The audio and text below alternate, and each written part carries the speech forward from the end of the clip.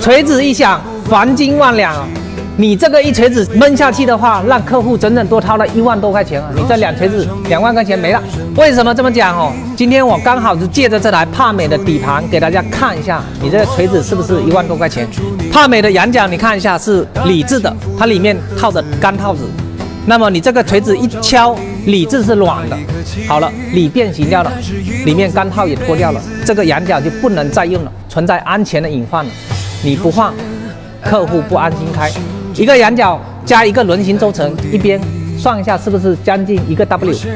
接下来我们再看一下啊，你放一个下摆臂，这个螺丝为了图方便，从前面往后穿，这个存在什么样的隐患？看一下，正确的方式是这样子的，由后往前穿。就算这前面的螺母松出来的话，那么这个螺丝它也会抵到这个横拉杆这里，它不会掉下来。像你这样子，为了省事把这个螺丝直接从前面往后塞，不想拆这个球头，这个螺丝万一松掉的话，螺丝直接就跑出来了。这意味着是什么样严重的交通事故，你知道吗？